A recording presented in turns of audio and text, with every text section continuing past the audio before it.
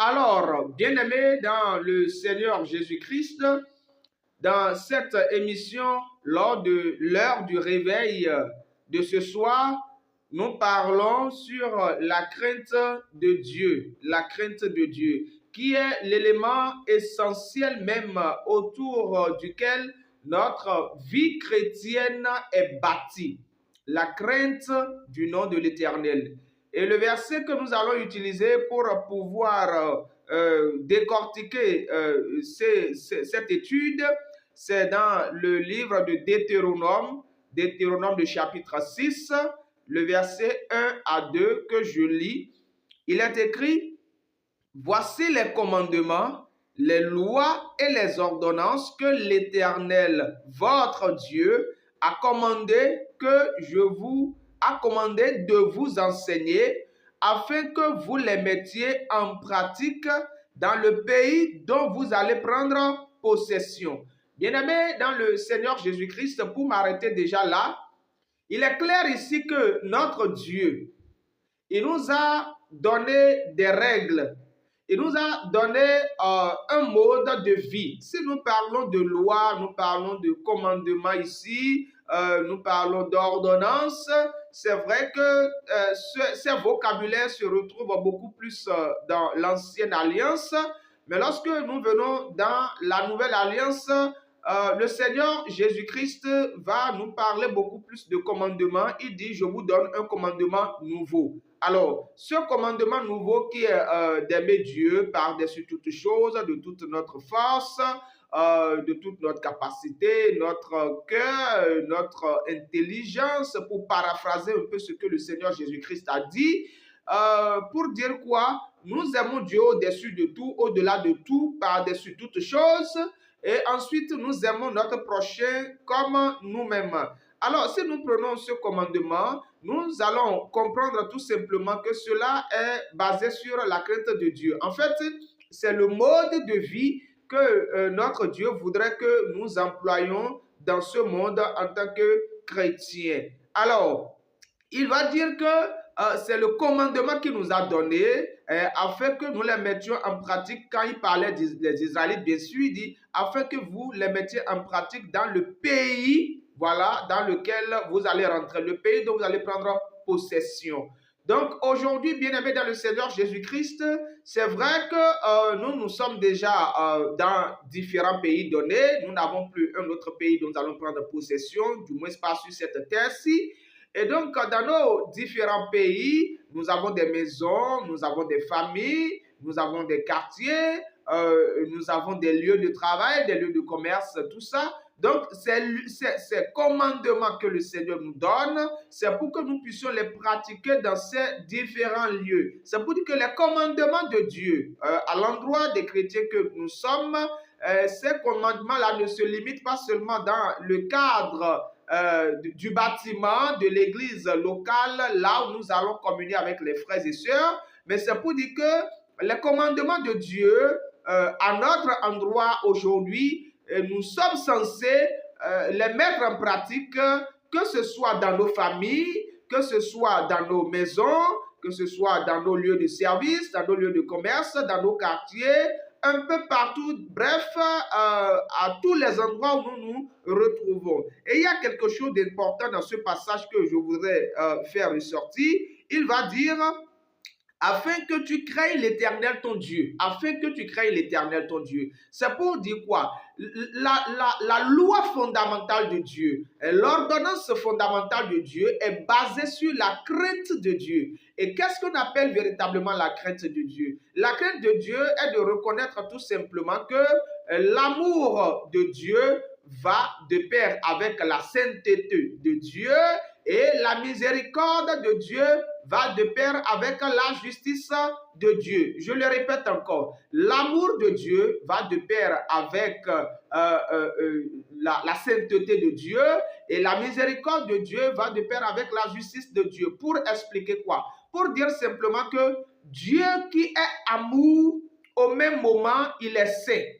Il est saint. C'est pour dire que Dieu, dans son amour infini, il nous appelle, il nous demande de nous rapprocher de lui, mais au même moment, il est saint, donc il n'accepte pas que nous venions auprès de lui avec ce qui est souillé, avec ce qui est malsain. C'est pour dire quoi, bien-aimé dans le Seigneur Jésus-Christ?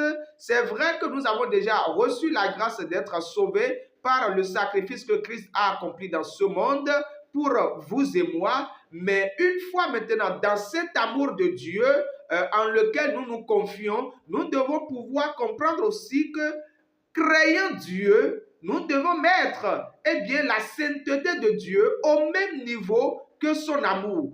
Alléluia. C'est pour dire que Dieu est amour, il nous appelle à lui, mais dans le même temps, quand nous venons à lui par le sang de Jésus-Christ, nous devons pouvoir alors à partir de ce moment nous débarrasser de tout ce qui ne plaît pas à Dieu, de tout ce qui est malsain, de tout ce qui est impur. Donc déjà là, à partir de là, nous devons pouvoir comprendre que dire que Dieu nous aime et que nous aussi nous aimons Dieu et que nous placions donc la sainteté de Dieu en dessous.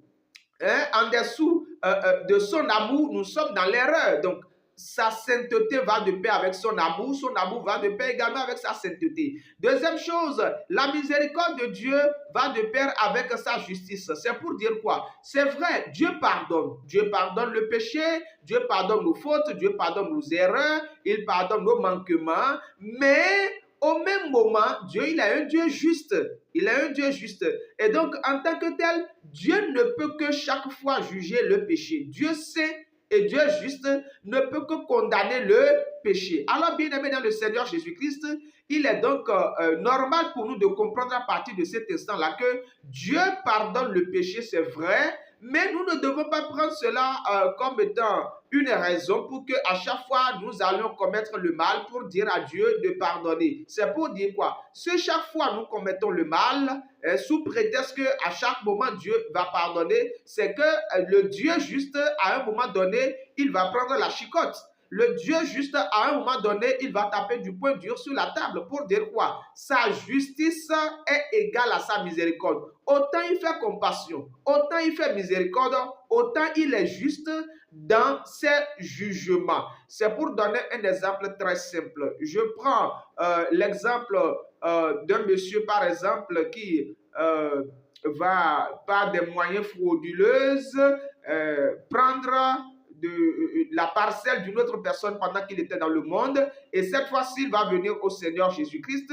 C'est vrai, Dieu qui est amour va le recevoir, mais Dieu qui est saint ne voudra pas qu'il garde ce qui est malsain en restant avec Dieu. C'est pour dire quoi? Il avait pris la parcelle quand il était dans le monde, il ne connaissait pas le Seigneur Jésus-Christ. Cette fois-ci, il vient à Dieu au travers du Seigneur Jésus-Christ. Il est accepté dans l'amour de Dieu, mais il doit pouvoir honorer la sainteté de Dieu en remettant ou bien en se débarrassant de ce qui est malsain. C'est pour dire que l'acquisition de cette parcelle était une chose malsaine, il doit pouvoir s'en débarrasser. Amen, amen. Ou bien, pour évoluer un peu plus, il va peut-être, je prends l'exemple d'une femme qui va, par des moyens vraiment peu recommandables, va arracher le mari d'autrui. Une fois qu'elle va venir au Seigneur Jésus-Christ, c'est vrai que Dieu aura compassion, Dieu aura miséricorde de lui, mais dans le même temps, Dieu est un Dieu de justice.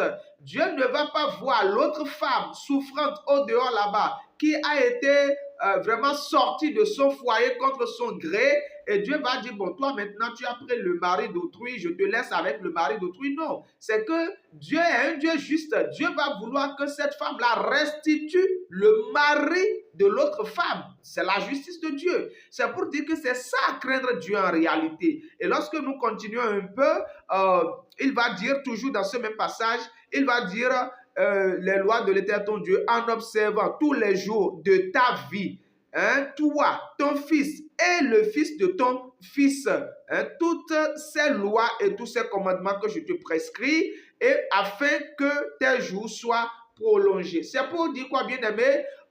Il est fréquent aujourd'hui de voir des chrétiens qui sont engagés, qui sont zélés pour le Seigneur, mais qui malheureusement n'arrivent pas à communiquer leur foi chrétienne à leurs enfants. C'est chose regrettable. Lorsque nous voyons dans la parole de Dieu, la mentalité de Dieu, l'objectif de Dieu, c'est que nous ne soyons pas les seuls à accepter Dieu, que nous ne soyons pas les seuls à craindre Dieu, que nous ne soyons pas les seuls à respecter et honorer Dieu, mais que nous transmettions cette crainte que nous avons de Dieu à nos enfants et nos petits-enfants de génération en génération. Alors, bien-aimé dans le Seigneur Jésus-Christ, pour clôturer, pour te dire ceci, toi qui es déjà chrétien aujourd'hui, tu es un homme marié, tu es une femme mariée, tu as des enfants, tu vas à l'église pendant que tes enfants sont à la maison, ça veut dire que quelque part, tu n'es pas en train de pratiquer totalement la parole de Dieu. Parce que la parole de Dieu t'enseigne d'abord toi-même à craindre Dieu et ensuite à enseigner la crainte de Dieu à ton fils et tes petits-fils.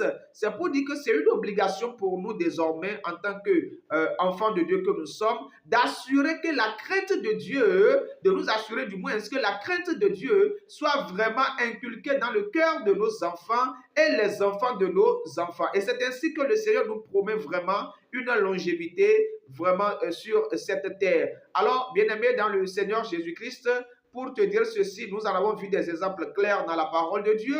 Nous avons vu Abraham qui va recevoir Dieu, qui va croire en Dieu et qui va réussir à transmettre la crainte qu'il a de Dieu, non seulement à son fils Isaac, mais également à tous ceux de sa maison. Et Isaac, pareillement, va le faire avec Jacob. Jacob va le faire avec ses enfants, ainsi de suite.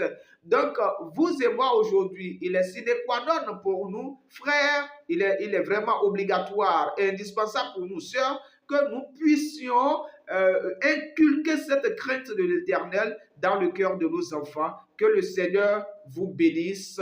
Nous prions. Seigneur, nous te disons merci pour ce court moment d'exhortation, d'étude de ta parole. Nous savons que tu nous as vraiment enseigné, tu nous as dit quelque chose. Nous prions que tu mettes cela dans le fond de nos cœurs, que cela s'enracine dans nos esprits, dans nos âmes, et que nous puissions les mettre en pratique.